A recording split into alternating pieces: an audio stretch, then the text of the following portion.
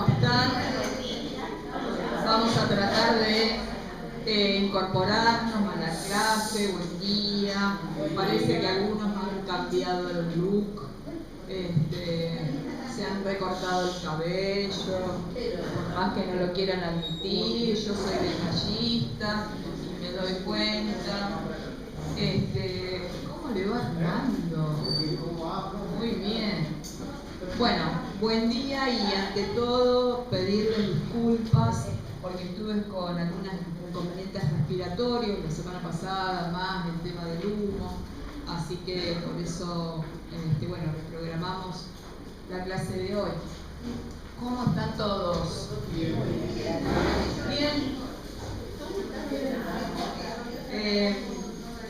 Lo que vamos a tratar de hacer hoy tiene que ver justamente, bueno, la charla se estaría grabando por pedidos. Hace unos días, un par de semanas tuvimos algunos inconvenientes, por ahí hoy, gracias a Dios, así que los que nos siguen en vivo, o no creo que salga en vivo, sí, después van a pasar el link como lo hacemos siempre. Lo que vamos a tratar de charlar tiene que ver justamente con lo que serían las personalidades que tienen una incidencia notoria hacia lo que sería la dependencia emocional, y ahora vamos a conversar al respecto. Vamos a tratar de, para no generar un poco los cortes, tratamos de hacer el desarrollo y luego la participación, ¿de acuerdo? Y vamos a cerrar también con algo muy lindo, con una sorpresita. Vieron que yo siempre les traigo algunas sorpresas o algunos trabajitos en equipo. En realidad vamos a hacer una evaluación, una prueba. ¿Qué dicen? Permiso. Se va. No, mentira. Mentira. Aparte, gente, el otro día, el trabajo grupal del otro día estuvo muy bien. ¿Sí? Vamos, sí, muy entusiasmados. La idea de la dependencia emocional tiene que ver con esto de los afectos, lógicamente, y decimos una serie de comportamientos que justamente se van a desarrollar en relación a los vínculos, a las personas. Vamos a hablar de otro tipo en la medida que vamos avanzando en este encuentro. Decimos el rol que asume una de las partes, y vamos a ver también qué implicancia con la otra. Si yo les pregunto a ustedes brevemente, y de a uno, si quieren uno o dos participar y seguimos, ¿qué sería para ustedes cierta tendencia a lo que es la dependencia afectiva? ¿Qué dicen? Y estar pendiente. Estar pendiente. Estar pendiente del otro, de lo que opina el otro, de lo que dice. Bien. Toma el mando y otro está subalterno. Bien. Pues ya que el otro me guíe, que el otro me guíe, eso, que el otro me apruebe. Bien. ¿Por acá? Sí, sería más o menos así, pero lo que me da la sensación, la dependencia afectiva es cuando uno no puede tener su vida si no es dependiendo de que el otro, lo que dicen acá, aprueben o lo que ofrecen. Pero que uno depende absolutamente de todo. No puedo hacer nada por mí sola si no es que el otro, le hace quien sea, padre, madre, pareja, lo que fuese, si la otra persona no me da el ok, digamos, no, si hacelo, si no lo haga.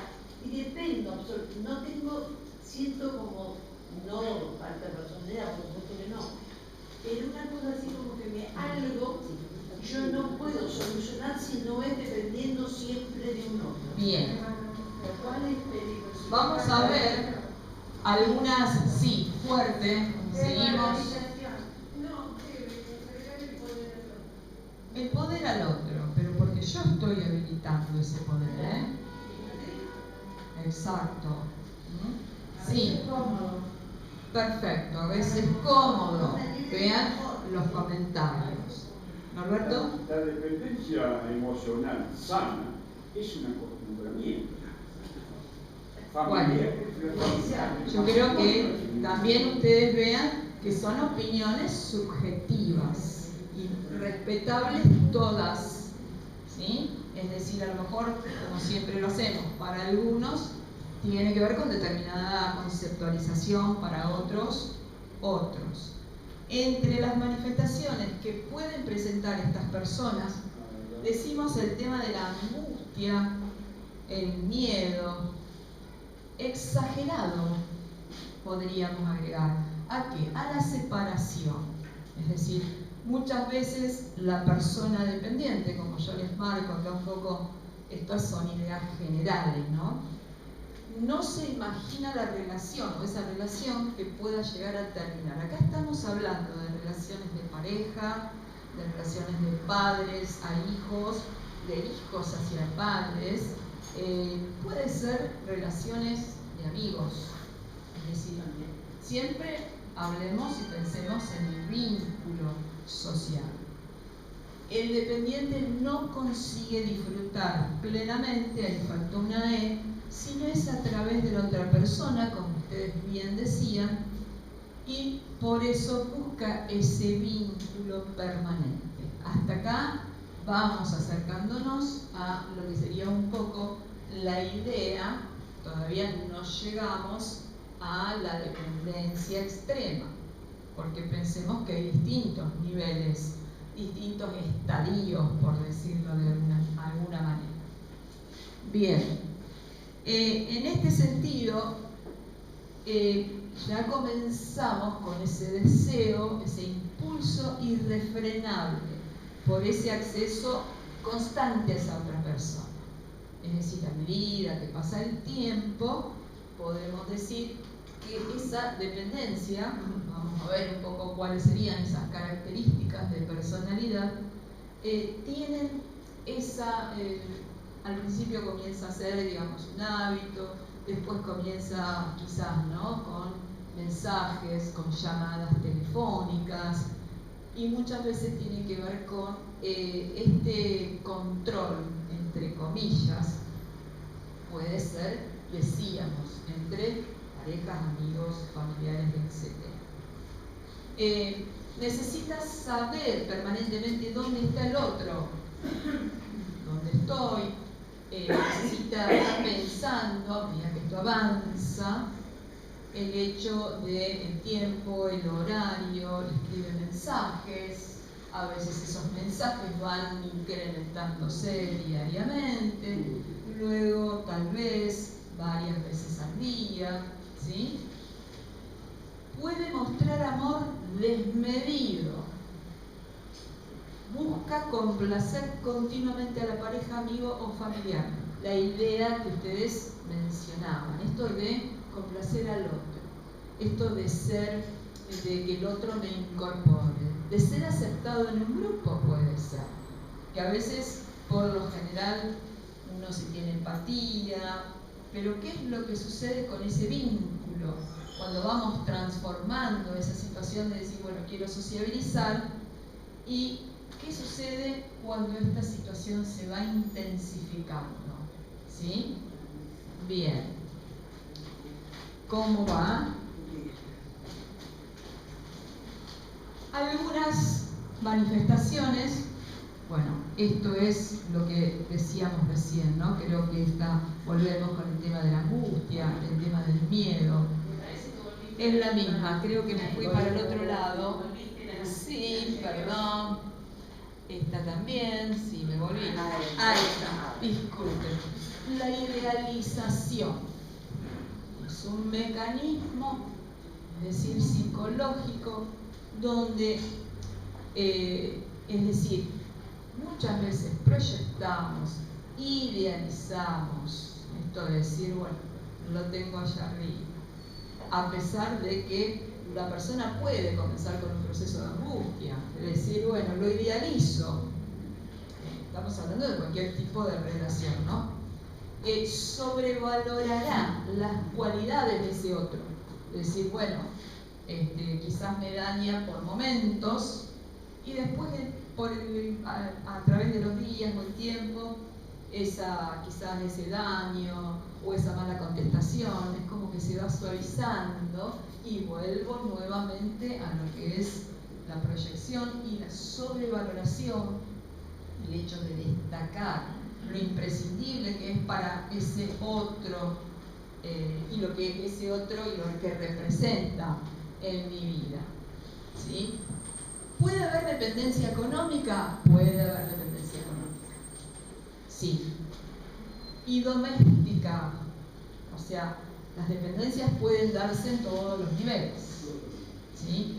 Más cuando estamos hablando de una cuestión económica, es decir, donde no es solamente decir, bueno, la mujer respecto del hombre, porque a veces es viceversa. Hoy por hoy tenemos la sociedad actual y debido a estos cambios de paradigmas a nivel social, las mujeres muchas veces trabajando, siendo sostén de familia, esto suele ocurrir y el hombre en algunos casos queda como delegado de alguna manera a lo que son las tareas de la casa, de los niños, etc. Puede ocurrir al revés, pero cuando hay dependencia económica, esta cuestión del aspecto emocional se intensifica, ¿sí? O a veces la mujer, o a veces el hijo con respecto a los padres, estamos hablando. Es decir, vamos a ver con qué fenómeno lo vamos a asociar. Cuando son, bueno, avanzadas las edades y siguen viviendo con los padres, por ejemplo. ¿Sí? Ojo, cualquier identificación con lo que es la vida personal, esto queda a criterio de ustedes. Estamos hablando dentro de lo que es un enfoque global del tema. Pero vieron que siempre uno se identifica con estos aspectos. Dependencia emocional, de acuerdo a muchos de los autores, yo mencioné algunos abajo, estas son citas, en realidad son ideas. Las citas por lo general se realizan entre comillas, en este caso tiene que ver con una idea, un patrón de creencias, emociones y conductas, ¿sí? Estamos caracterizadas justamente por una experiencia subjetiva y siempre insatisfecha esa necesidad de afecto. La persona quiere más y quiere más, ¿de acuerdo a estos autores? Y estamos hablando de una exagerada y persistente demanda de atención y valoración. Ahí vemos la profunda vinculación que habría con la autoestima de estas personas, el autoconcepto. Bien, bueno, yo mencioné a algunos de los autores que plantean estas ideas. Hay múltiples trabajos dentro de lo que es la psicología, la psiquiatría. Acá mencionamos a otros autores como Casteló, Blanco, que tienen investigaciones, estudios. Se trata de una problemática compleja, dicen ellos. Y fíjense lo que marcan, la idea de sufrimiento, porque la persona dependiente sufre, ¿sí? De acuerdo a las características de estas investigaciones. Algunos estudios ponen el acento en algunas variables, otros, como ellos, en la idea del sufrimiento. Estamos hablando en torno, por ejemplo, al tema del amor, porque a veces uno dice, ¿es amor? En el sentido, dentro del contexto que nosotros estamos trabajando. ¿Es amor? ¿Es cariño? ¿Es obsesión? Etcétera. A veces no se puede dilucidar exactamente cuál sería esa tendencia. Específicamente... Perdóname, ¿quieres una pregunta con respecto a lo sí. que dijiste? Cuando hay esas continuas llamadas, saber dónde estás, los mensajes, ¿eso es dependencia o es control? habría que ver, Francisco pregunta en relación a lo que serían estas llamadas y demás. Habría que ver, analizar la situación subjetiva de esa familia, de esa pareja o de ese vínculo. Habría que ver hasta dónde, porque uno puede preguntar una vez al día, pero hay personas que son obsesivamente, no solo invasivas, sino también celosas. Y acá puede entrar el tema de los celos, ¿sí? O a lo mejor tienen ese hábito, y no podemos hablar de dependencia. Es decir, ¿hasta qué punto podríamos decir, bueno, esto es un hábito, es un comportamiento, es un patrón de comportamiento? Esto es como para reflexionar, ¿sí? No, te quería preguntar si es solo en su relación de pareja o si esa persona es así y lo hace con los hijos, con los amigos, si es así. Quiere meter a todo en una cajita porque me hizo mucho ruido idealizar. Que yo cuando alguien idealiza ya lo veo peligroso ya. Y después tiene una cajita y quiere meter a cada uno en eso también va a depender de cada situación. Hay personas que tienen la idealización en relación a lo que, por ejemplo, el término que vos referiste, a una cuestión selectiva, o puede ser generalizada, o sea, con todos es así, o puede ser con los hijos, o puede ser por la pareja, o con la pareja, es decir, o al revés, o con amigos. A veces estamos hablando de amigos, no necesariamente de familia. Es decir, qué intensidad. Pero bueno, es mi amigo, es mi amiga, sé cómo es, lo conozco de toda la vida, o la conozco de toda la vida, la acepto y lo quiero tal cual es. Pero uno sabe, y en estos casos muchas veces también, lo que quizás ¿no? termine como muchas veces cansando, entre comillas, es la intensidad de esa persona. Ese componente ansioso, decir, ¿dónde estás? O de, no sé si les pasa a ustedes, quizás en otro contexto, esto de algún familiar, amigo, etc. Una persona que permanentemente quizás les mande audios y a lo mejor ustedes les digan, no puedo escuchar audio porque estoy en determinada situación, escribime. Al otro día les mando otro audio, por ejemplo. Estos son ejemplos. ¿Cómo va? No quiere decir que estemos hablando de personas dependientes, ¿sí? Estamos también siempre respetando la idea de la subjetividad. ¿Qué tipo de vínculo tiene cada uno? Es decir, ustedes con respecto a los otros y los otros con respecto a ustedes. Bien, o sea, acá estos autores marcan la idea del sufrimiento. El sufrimiento, obviamente, psíquico, en este sentido, psicológico. Cuando la dependencia emocional se transforma en un trastorno por dependencia. Acá ya estamos hablando de un trastorno y decimos, como todo, como la ansiedad, por ejemplo, se traduce, y en este sentido, dentro del marco del cual nosotros estamos haciendo referencia, cuando estas conductas se tornan desadaptativas, inflexibles y que ocasionan sufrimiento y se agudizan en el tiempo.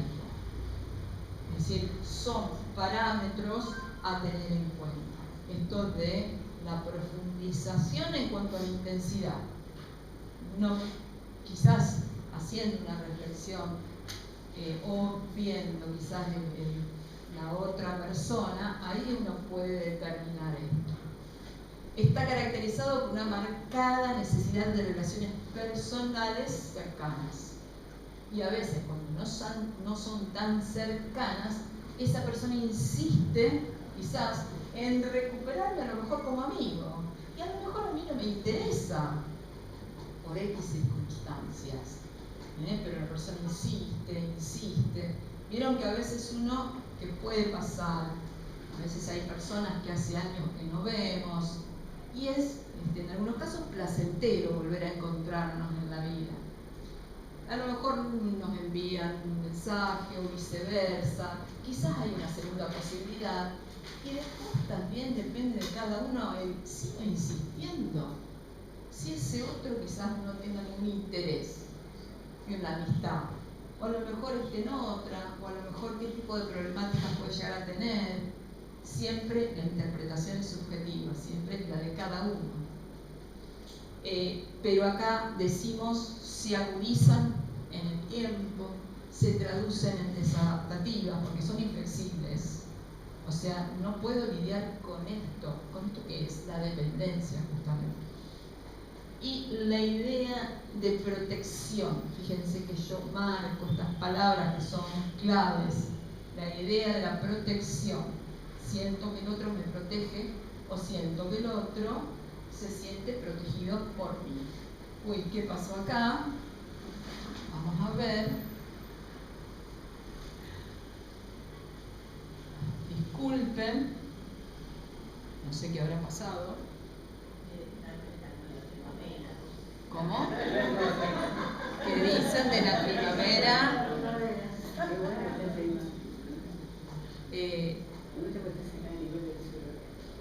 Bueno, vamos a seguir, no obstante necesito un colaborador que vaya buscando a Iván, por favor. ¿Sí? La idea de... Hola Eugenia, acá tenemos un lugar, si querés, no sé quién está acá. Creo que nadie, porque es de la compu. No es mío. El problema se da cuando el individuo se vuelve tóxico y no se da cuenta.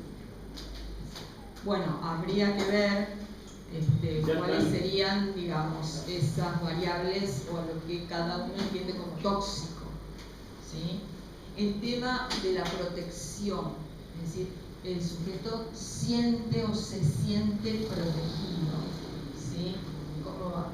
Tuvimos un inconveniente con la imagen, así que bueno, por ahí los que nos están siguiendo, se van incorporando en este momento, les pedimos un minuto de paciencia. La idea de poder pensar, el otro se siente protegido y yo me siento extremadamente, protegida, digamos. ¿Por qué? Porque sé que está y sé que quizás puede ser mi sostén. No sé qué ha pasado, Iván. ¿Se apagó y se volvió a prender porque se quedó? No, porque estaba así y dejó No, sí, se apagó y se volvió a prender porque salió la marca. Ah, sí. De todas maneras, es este vínculo. Acá estamos hablando cuando la dependencia emocional se traduce en un trastorno, ¿sí? Es decir, es lo mismo de yo preguntar cuando una emoción, ¿sí? Que tiene que ver con las emociones, son las básicas, las universales, como la alegría. ¿Qué otra emoción recordamos? Gracias, Iván. La idea de la ira. Es decir, cuando esa emoción se traduce en un trastorno, cuando esa emoción es desadaptativa y ocasiona sufrimiento, y podemos hablar de un trastorno del estado del ánimo, cuando la alegría es exagerada, cuando la tristeza es muy marcada, ¿sí? O sea, en ese sentido siempre tenemos que pensar qué es lo que para cada uno, qué es lo que cada uno interpreta de una manera con estas situaciones que son sanas o cuando me van afectando, que yo voy dándome cuenta, porque acá hay conciencia de lo que está pasando, no es que la persona no registra. Vemos que una de las formas tiene que ver, sí, Gertrudis, no fuerte. El fanatismo no es trastorno. Habría que ver qué tipo de fanatismo. Hay muchas cosas que describes que están descritas que tienen que ver con el fanatismo, ¿verdad? Puede ser, pero el fanatismo no es lo mismo que dependencia, porque acá vos podés ser fanática de un, por ejemplo, cuadro de fútbol, o podés ser fanáticas de automóviles. Pero personas, la relación, porque estamos hablando de la relación de personas. Bien, pero la idea, digo, de fanatismo se traduce en relación a la pasión por un deporte, a la idea de fanatismo por la colección de autos o el fanatismo por alguna actividad concreta, más que de una dependencia emocional. Uno puede tener una dependencia emocional, por ejemplo, ¿no? Con el auto. Una cosa es fanática de un actor. Se olvida del otro. Bien. El fanatismo olvida del otro. ¿Cómo se olvida del otro? ¿Por qué? Si estamos hablando de fanatismo, Si yo soy fanático de algo, me olvido de mi pareja, sí, voy detrás del No. fanatismo. porque vos sos fanático de alguna actividad, ¿Eh? sos fanático de una actividad, algún deporte, y algo que vos consideres fanatismo, Y los horarios, los días, pero eso no es fanatismo. pero él participa dentro del fanatismo. O sea, tengamos en cuenta el concepto que cada uno tiene de esto, por eso yo digo la interpretación subjetiva. Seguimos. Aprobación de los otros. Eso es una variable constante. En relación, ya nos vamos del fanatismo, porque hablamos de estos vínculos entre personas. Siempre necesitamos estas personas, porque no todos somos dependientes emocionales, la aprobación de esos otros. Bien. Aspectos principales. El sentimiento de apego. Es una cuestión que tiene obviamente un peso. Esto del apego, dimensión excesiva de ese apego. Se dan cuenta que siempre estamos girando en relación a las diferentes conceptualizaciones con respecto a esta idea. Que los hace justamente desadaptativos e inflexibles.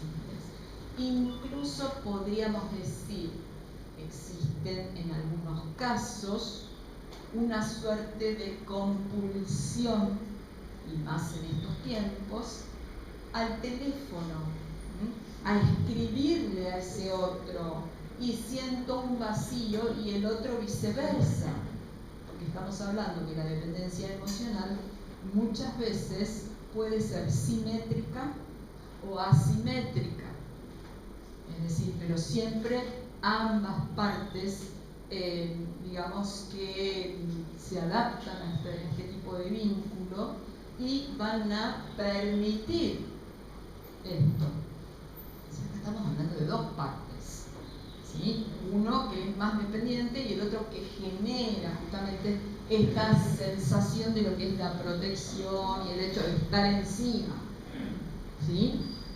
Bien, aprobación social, lo que decimos. La aprobación social es una constante. Es decir, el tema de la autoestima, la aprobación social, a veces uno tiene, acá no podemos pensar en un trastorno, pero sí, cuando, por ejemplo, cuando vamos a estos grupos, uno puede tener afinidad con ciertas personas, uno puede decir, bueno, me siento más cómodo con esta persona. Eso es una cosa, estamos hablando de lo saludable, lo esperable. Pero muchas veces con el avance del tiempo y, como decíamos, con la intensidad de cómo se desarrollan estos patrones de conducta, ahí vamos a estar pudiendo dilucidar si es un rasgo liviano o si realmente se traduce en un trastorno. Dificultad para tomar decisiones. La persona no puede tomar decisiones si no consulta con otra persona. Esto es... María Angélica, ¿vos querés decir algo? Ah, pensé que levantabas la mano. Ah, que me corre, perfecto. El tema de tomar decisiones, la toma de decisiones. Es decir, esta inseguridad que se traduce en no poder ni siquiera ir al centro y comprarme, en muchos casos, una ropa o un teléfono. O decido qué voy a hacer el sábado, qué voy a hacer el domingo, si no tengo la aprobación de ese otro.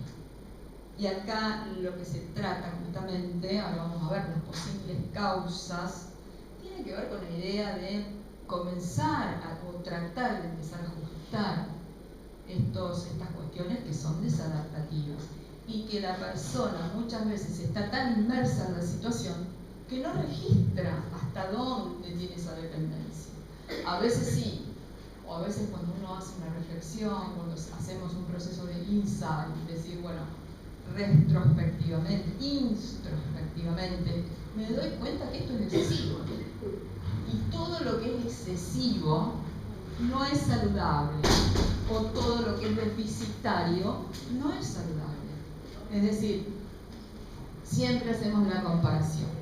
La planta, cuando hay exceso de agua, se pudre, cuando hay escasez de la misma, también. Entonces, todo tiene un momento, un equilibrio, por decirlo de alguna manera. O sea, el tema de la toma de decisiones es un aspecto también importante. Dificultades para iniciar proyectos. Decimos, ni siquiera los mínimos. De decir, bueno, voy a caminar, o vamos al cine, o algún viajecito. O sea, estamos hablando en términos generales. A veces es el hombre, acá no hay prevalencia, digamos, a nivel estadístico de sexo, podemos hablar en hombres o en mujeres. ¿Sí? Lo mismo que padres a niños o adolescentes, que muchas veces se da esta relación, o de hijos hacia padres. Es decir, el sexo es indistinto, porque lo podemos pensar de una u otra condición, digamos. En realidad decimos miedo a la soledad, a veces inconsciente. Es decir, porque la persona quizás dice, no, yo no tengo miedo a la soledad, no tengo miedo al abandono. Bueno, ¿qué es lo que ocurre? Si quizás esa persona hace un análisis, comienza una terapia y realmente puede llegar al meollo de la cuestión y a indagar sobre esa dimensión que es del inconsciente y decir sí, puede ser que sea miedo al abandono o miedo a la muerte. ¿Sí? ¿Se dan cuenta cómo vamos entretejiendo estas características que harían, digamos, de lo que es animarse, arriesgarse, muchas veces a romper o a tratar de flexibilizar estos lazos, estos vínculos? ¿Me puedo hacer una pregunta? Sí. ¿Por qué entre el miedo al abandono, Más fuerte, si no entre el miedo al abandono y el miedo a la muerte? Porque muchas veces inconscientemente puede pasar, no digo que sea siempre. A veces la persona está angustiada en este tipo de circunstancias. Y quizás uno haciendo un análisis, indagando su vida familiar, luego y a través de todo un proceso de terapia, podemos llegar a discernir que quizás qué tipo de infancia ha tenido, qué tipo de vínculos ha tenido. A lo mejor fue una persona adulta con un estrés temprano muy adverso o situaciones de pérdida, y donde a través de la vida no registre la importancia de estos primeros años y quizás surja esto en lo que es el análisis o la terapia. A lo mejor no es consciente, estas son hipótesis, pero en muchos casos puede aparecer eso, o esa angustia de decir, ¿por qué siento angustia? ¿Qué es lo que hace que justamente surja la angustia en este tipo de situaciones? Miedo al abandono, a que el otro me abandone, son interrogantes. Miedo a estar solo, miedo a la muerte. O sea, pensémoslo como interrogantes, porque también convengamos que hay muchas personas solas, que viven solas. ¿Cómo? También, dependencia con el dinero, y estamos hablando de otra problemática, enfatizan las cualidades del otro, un poco la idea de lo que es la idealización. Qué bárbaro, qué cualidades, qué simpático, qué simpática, qué bien, cómo se viste, tiene esto, tiene lo otro. Es de esta manera, no solamente en el orden del tener, sino a través también de cómo es sociable. Cuando salimos a algún lado cae bien, y uno se va sintiendo chiquitito, la persona que tiene estas características.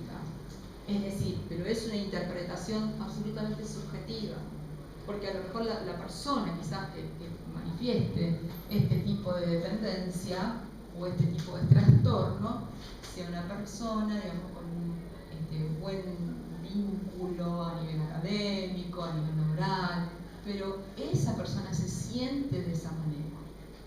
A lo mejor uno lo ve impecable, está extraordinario, es decir, desde lo físico, desde la vestimenta, pero a lo mejor internamente tiene un grado de inseguridad, de inestabilidad y de dependencia que muchas veces las personas, obviamente que en todos los casos, pueden manifestar o expresar estos sentimientos. Por eso estamos hablando de que son aspectos muy profundos de la personalidad. Seguramente ustedes adhieren a esto. ¿Sí? Bien, enfatizamos entonces las cualidades del otro. El otro tiene todo, yo no tengo nada, y a lo mejor tengo de todo. ¿Se dan cuenta? O me siento de esta manera, es el hecho del sentir. Muchas veces, justamente la idea de protección y cuidados, siento, a lo mejor el otro no me cuida nada, pero yo lo interpreto que me cuida y necesito estar permanentemente conectado con ese otro, en cuanto a lo que es, bueno, que el otro me dé bolilla. ¿Sí? Ahí te estoy tapando, no sé cómo ponerme. A ver ahí. La idea sumisión, otra de los términos que yo marco, justamente que tiene que ver con la autoestima. La idea de sumisión. Nunca poder, muchas veces, cuando estamos hablando dentro de este contexto, manifestar alguna opinión en un grupo, y porque tengo miedo de meter la pata, tengo miedo de que el otro me diga que lo que aporto es una pavada, entonces me voy quedando. No importa, hay que arriesgarse. O sea, estamos hablando de estos aspectos más los que veníamos anteriormente mencionando. No es que solamente es sumisa.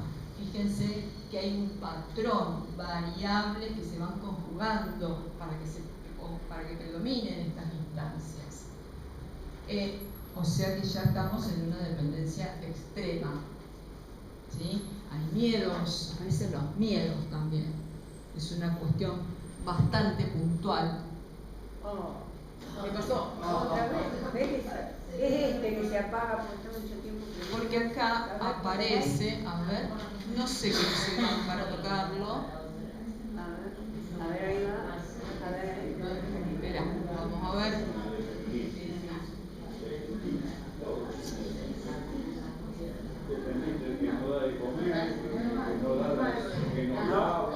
Ahí tenés que encontrar tu archivo, porque ahí ya está prendido. Acá yo lo veo de acá. Ah, bueno, está bien. Le pregunto lo que diga que ella quiera. Bien, seguimos. Vamos por ahí, ustedes van armando una idea, de lo cual yo intento tratar de recrear. Es decir, también depende qué autores. Algunos ponen el acento en esto del sufrimiento, otros en la idea del miedo, otros en el tema de la inseguridad. Es decir, no podemos decir, Elda, ¿querés repetir o comentar algo por allá atrás? Más fuerte.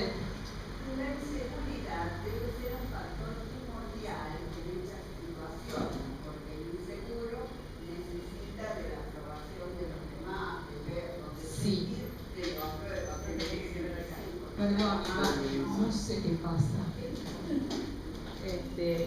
Bien. Yo no sé qué, quizás mejor porque yo por ahí lo voy avanzando con la derecha. ¿Se pone en negro la pantalla a veces? No. Acá no está normal, allá en el tema. Bien. O sea, decimos que como todo trastorno por dependencia, en este caso, tiene una serie de variables. Son criterios diagnósticos según los manuales estadísticos en lo que respecta a salud mental, por ejemplo. Sí. Tengo una duda. ¿Los padres sobreprotectores te llevan a ese tipo de conducta? Totalmente. Totalmente. Y esto que vos decís padres protectores, sobreprotectores, muchas veces puede ser una de las causas, ¿sí? O desde pequeños tal vez el niño sienta ese apoyo constante, pero obviamente estamos hablando de ese sostén que le ofrecen los padres, ese soporte que muchas veces en algún momento de la adolescencia y de la niñez es necesario aminorar la presión, dejar que crezcan. ¿Cómo? Totalmente. Incluso hay padres que no los dejan a sus hijos ir de viaje de estudio, son ejemplos, ¿no? O, por ejemplo, de campamento. Yo tuve varias personas, pacientes, que a ningún viaje de estudio, ni de primaria, ni de secundaria, estamos hablando, a ver chicos que está grabando y se siente bullicio luego, es decir, padres que en quinto año, uno dice quinto año, bueno, por lo general viaje a Bariloche, o quizás a otro, pero viaje a Bariloche. Es decir, ese chico que quizás todas estas repercusiones se vean o se noten quizás después de los 18, bueno, cuando uno indaga, estamos hablando que verdaderamente estamos refiriéndonos a que posiblemente sean los miedos de los padres los que son trasladados a los hijos. Por la duda lo dejamos. Perfecto. Y que vas corriendo por el costado. Vale, gracias, Iván. O por ahí que la excesiva sobreprotección también lleve al papá a desvalorizar algunas conductas de ese hijo. Exactamente. Bueno, el hijo va creciendo porque yo no valgo nada, porque mi papá sabe más, mi papá me lo hace, mi papá me lo hace. Total. Y esto siempre decimos, y volvemos a lo que tanto conversamos en el primer cuatrimestre, la idea de las primeras vivencias infantiles. Es decir, por eso es tan importante esta etapa radicalmente, o a esas etapas, primera infancia, segunda infancia, la pubertad, pero las infancias fundamentalmente. Porque acá prácticamente formamos un abanico de posibles etiologías. En este caso estamos hablando de que un aspecto puede ser la sobreprotección de los padres. ¿Por qué? Porque quizás esos padres han tenido o tienen muchos miedos. ¿Qué historia de vida tienen esos padres o han tenido? ¿Han perdido hijos? ¿Han tenido accidentes? Etcétera, etcétera. Por eso, esto cómo se traslada. Y podemos pensar que ese puede ser uno de los motivos causales en relación a este tipo de, patrón de conducta, por ejemplo, o trastorno. Bien. Me parece que eso se daba una generación antes.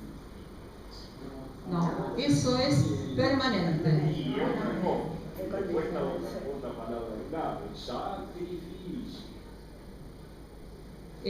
Hoy por hoy se ven todas las alteraciones. Y bueno, quiero decir por la educación, por la formación que hay ahora.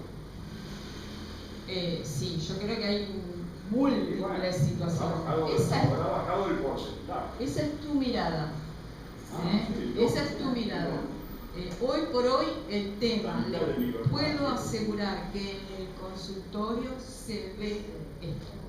En el consultorio, en los distintos centros de salud, es decir, adolescentes que ya no son tan adolescentes, de unos 20, 25 años, que los padres los trasladan en auto, que no toman colectivos. ¿Por qué?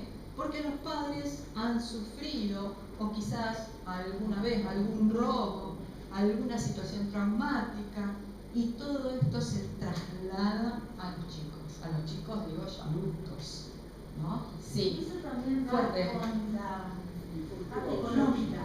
Como padre, yo te doy y hacer lo que yo digo. También. Con eso, el padre domina el poder. Puede ser, y ahí está también la recepción por parte de ese chico. Decir, bueno, ¿cómo? Si se revela. Exacto. Se revele. ¿Qué sucede? Porque hay una libertad, de decir no. O esto de decir la sumisión con respecto a las carreras. ¿Sí? A veces no definen, no deciden los chicos, deciden la vocación quizás frustrada de los padres. O deciden los padres porque familias de determinados profesionales, por ejemplo. Y esto también se vincula, si ustedes se acuerdan, con el super-yo. Ese super-yo como instancia que tiene que ver, una de las instancias que forman nuestra personalidad, justamente logrado a través de la adquisición de la influencia de la educación de los padres, ¿sí? La escuela y lo que es la moral. Y a veces uno cuando decimos, tiene esta persona un super-yo rígido, severo, es decir, muchas veces se relaciona con esto de decir, bueno, tengo que hacer esto, debo cumplir esto. ¿Sí? ¿Y dónde está mi deseo? ¿Está ahí puesto en el debo? ¿O en conformar al otro? ¿O es el deseo del otro y no el mío? El mandato del otro. El mandato. ¿Sí? Estamos haciendo algunas referencias. Sí, por allá, fuerte. Sí.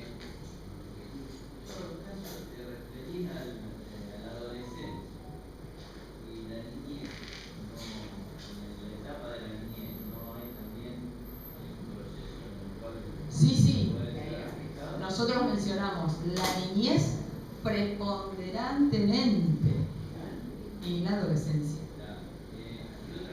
O sea, perdón, ustedes tengan en cuenta que primera infancia, inclusive en el periodo prenatal o el perinatal, hay situaciones que también en algún momento lo vamos a mencionar, lo hemos mencionado, pero lo vamos a profundizar, que se denominan periodos ventana. Y que esto tiene que ver con la idea periodos ventana, periodos sensibles, ¿sí? Que tiene que ver con la neuroplasticidad cerebral y que son momentos que pueden ser en un desarrollo intrauterino, perinatal, donde se van conformando determinadas estructuras anatómicas, neuroanatómicas, y qué es lo que ocurre en el primer año de vida, en el segundo año de vida. ¿Qué sucede si existen eventos que son absolutamente traumantes o traumatizantes para ese niño? ¿Se dan cuenta cómo vamos? La infancia es fundamental, la adolescencia también, pero en la adolescencia uno de alguna manera puede tal vez flexibilizar un poco más rápido que lo que es la niñez. Esto lo mismo sucede con la idea de qué pasa con un estado de desnutrición, que esto también lo hemos conversado en la primera infancia. Habría que ver qué intensidad de la desnutrición, puede haber reversibilidad, bueno, habría que ver ese caso, porque si el chico estuvo 10 años en un estado de carencia nutricional extrema más carencias afectivas, si recuerdan, cuando vimos el cuatrimestre pasado, hablamos de, por ejemplo, René Spitz, que justamente fue un médico abocado a estudiar la vida en los orfanatos, en un contexto bélico. Entonces, todas estas, o el mismo John Bowlby, que también lo hemos visto con respecto a la teoría del apego, es como que todo esto se va entrelazando. Y no podemos pensar en un solo motivo u origen. ¿Sí? Sí. René Spitz. S-P-I-T-Z.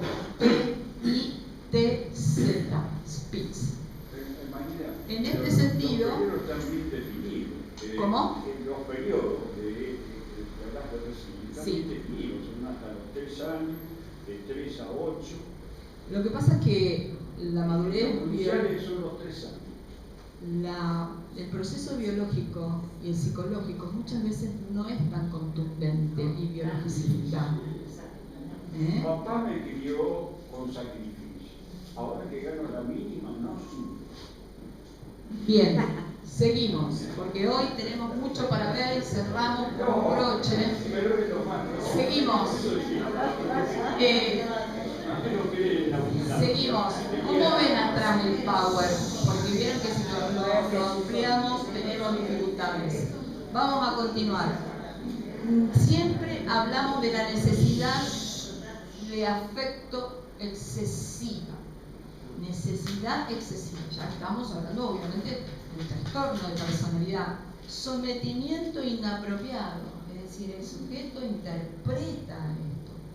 Es decir, que hay una suerte de sometimiento que de alguna manera el otro, la otra parte, también inconscientemente quizás habilite a esto. Y bueno, lo voy a llamar por teléfono, la voy a llamar por teléfono, la voy a pasar a buscar porque si no se queda en casa solo. Entonces se va generando ese circuito que justamente estamos hablando de lo que es la dependencia. No es que es una sola parte implicada. Acá hay un ensamblaje vincular entre estas partes.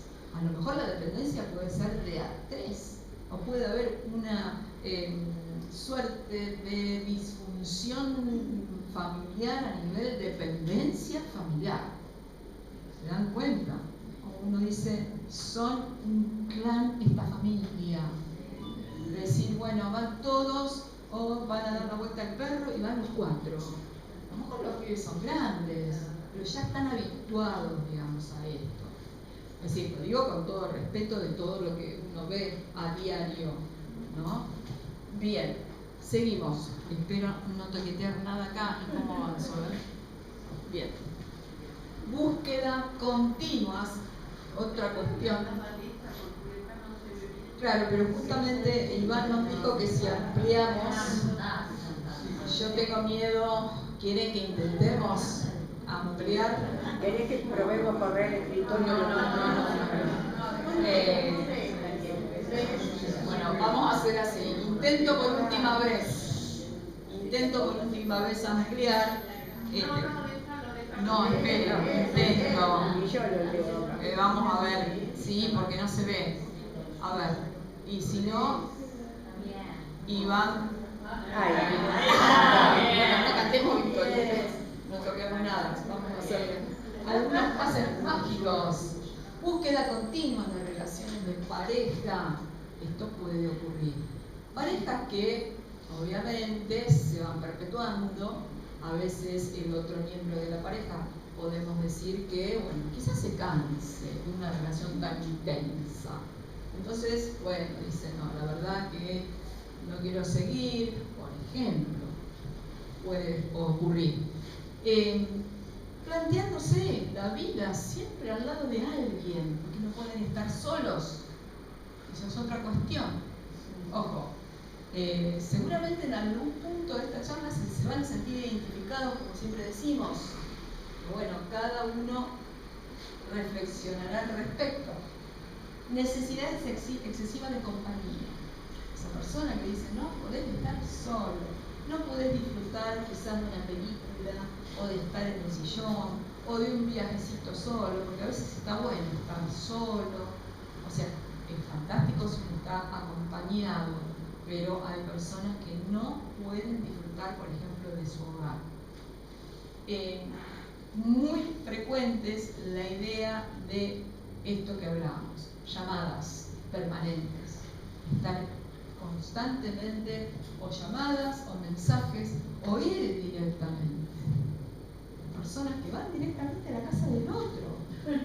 Y el otro cuando dice, y ahí medio que se tambalean y dicen, listo, bajo la persiana, realmente no me interesa este tipo de vínculo. Bueno, vamos a ver si lo tocamos con la flechita. Espero. Ahí está. Ahí cambió bien. Elecciones frecuentes de compañeros, a veces egoístas. Porque muchas veces estas personas son egoístas porque piensan en ellos, en relación a que el otro esté permanentemente sosteniendo. ¿Se dan cuenta hasta dónde vamos charlando sobre todas estas características? Miedo a la ruptura del vínculo, ni hablar. Acá estamos hablando en este permanente hacer lo que el otro quiere, hacer lo que el otro dice. Estoy a disposición del otro contra que el otro no me deje. ¿Se dan cuenta? A veces, bueno, uno dice, no piensen solamente en pareja, quizás sea esto, tenga otro tinte cuando es familia. Porque uno dice, bueno, no puedo estar peleado, aunque sí, uno puede estar peleado. Pero digo, es difícil decir, bueno, no me hablo con mis hijos, más si soy chico, son chicos. Es decir, tiene otro sentido. El hecho de decir, bueno, conozco a una persona esporádicamente, después de un tiempo me doy cuenta que es demasiado intensa y no me interesa. La persona tiene total libertad. Muchas veces lo que ocurre es la idea de conductas manipulatorias. Vos me dejás, entonces yo hago esto. Ojo, también tendríamos que valorar eso, poner en la balanza a nivel clínico y terapéutico. Es decir, hasta dónde es un andamiaje y un mecanismo que justamente va en beneficio de esa persona, o hasta dónde puede llegar a ser real. Esto ya pasa a otro plano. ¿Sí? Pero digo, las conductas manipulatorias existen. Y en este sentido también, entonces, ¿qué pasa? Y la persona no quiere, pobre, ¿qué le pasará? A lo mejor recién lo conoce o la conoce. Y no, a lo mejor sí, a lo mejor se mate, y uno queda cargando, queda con la culpa. Entonces va sosteniendo una relación, muchas veces de tiempo, meses o hasta años, y después hay realmente conocimiento de cómo es el otro, que en realidad me está manipulando. Sí, fuerte. Ese tipo de personas que hablamos, no de la manipulación. Más fuerte. Hablamos del tema que estamos hablando. Sí. Son personas que también pueden ser vulnerables para que otros lo utilicen. Totalmente. Sí, el tema de la decimos que invade, que sigue, hablamos de las personas que tienen problemas, pero también está la vuelta, que se puede utilizar de tal manera hacer lo que quiere. Sí, por eso estamos hablando de hay un entramado, hay una amalgama de alguna manera. Porque hay uno que se queja y el otro que va sosteniendo esa relación. A ver si silenciamos los teléfonos, por favor. Bien. No sé de quién es el celu. Bien. Intolerancia a la soledad, como decíamos nosotros hace un ratito. Necesidad de agradar permanentemente. A veces la persona se muestra excesivamente simpático, y a veces uno dice qué persona agradable, y a veces dice qué persona pesada, porque es evidente que necesita encontrarse, necesita que ese grupo lo acepte, pero quizás no se esté dando cuenta que muchas veces sucede esto, quizás por demás de simpático, este histrionismo que a veces puede suceder. Pero en realidad esa persona está diciendo, acéptenme por favor en un grupo. Por ejemplo, son ejemplos que uno se da cuenta que es una simpatía excesiva. No sé si les ha pasado. Sí, fuerte. Son las personas chacá. Una ¿Eso cómo porción sería? está buena, pero Sí. medio kilo de chacá Yo nunca había escuchado eso del chacá. Está buenísimo, ¿les gusta el chacá? Bien. Doctor. Yo quiero hacerle una pregunta. Sí. ¿Por qué, si existe alguna explicación, es mayor la intolerancia del sexo masculino a la intolerancia a la sociedad que el sexo femenino? O sea, por lo El menos... sexo femenino se dice acepta más la soledad que el sexo masculino. Es que en ¿Hay realidad... alguna explicación? Mira, en realidad, en base a las investigaciones que hay, no hay una predominancia de situaciones. ¿Vos leíste algo de eso? Yo leí que... ¿Qué leíste? Nada, que las mujeres cuando quedan solas son mucho más habituadas a manejarse de forma más positiva que el género masculino. Sí, ¿Qué respuesta puede ser, encontró? digamos. ¿Qué respuesta encontró? En las tareas de la casa. No encontré ninguna. Hago la pregunta si psicológicamente La mujer hay es algún más- antecedente. En Esa es la pregunta realidad- que le hago. Pero porque la mujer es más sufrida. En realidad,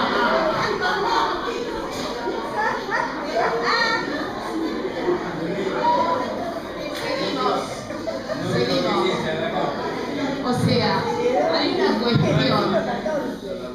hay una cuestión, sin entrar tanto en estos detalles sutiles, pero una de las respuestas, es decir, no hay evidencia suficiente como para pensar esto, pero sí hay evidencia en relación a la fisiología neuroanatómica, es decir, de procesos o, para resumirlo, de centros, digamos, a nivel cerebral, que vieron cuando a veces estamos en la edad de la pubertad, que uno dice, bueno, el niño tiene conductas que adquiere más tardíamente en relación a las chicas, por ejemplo.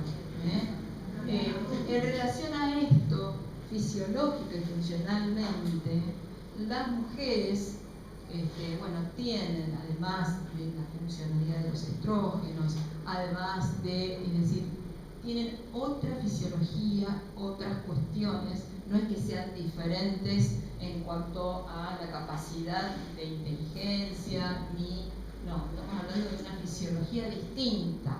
Esto, si quieren, si les interesa, lo podemos conversar para profundizar, porque es muy interesante y esto se relaciona bien con el campo de lo que son las neurociencias y la idea, la firma, me hiciste acordar, gracias. ¿Vos tenés una hoja para empezar? Bueno, ¿por dónde podemos empezar? ¿O por atrás o por adelante? ¿Empiezan por atrás?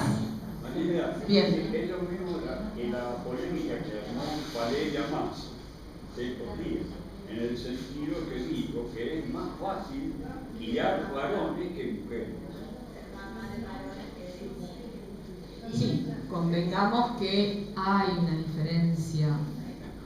Yo por lo menos tengo un hijo varón y mujeres, y estamos hablando que desde el punto de vista neuroanatómico, ya desde ahí, imaginemos todo el aporte social. El hombre tiene otras características que quizás tienen que ver con estos modos de crianza, etc. La cuestión hormonal. Pero me interesa este punto, si ustedes quieren lo podemos profundizar. Muchas gracias, doctor. Bueno, usted también puede, obviamente.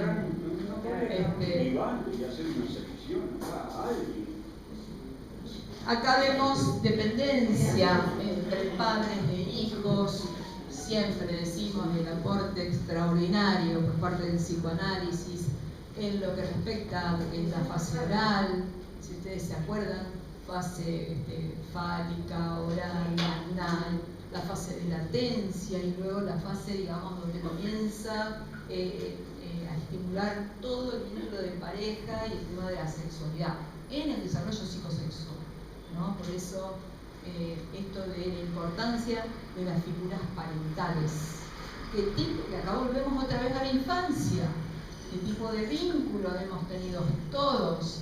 Hemos tenido vínculos con figuras representativas. ¿Cómo fueron ese vínculo con esas figuras sustitutas o esos cuidadores importantes en la vida? Yo sé que genera un poco de nostalgia, pero lo tenemos que mencionar. Bien. ¿Hasta ahora vamos bien?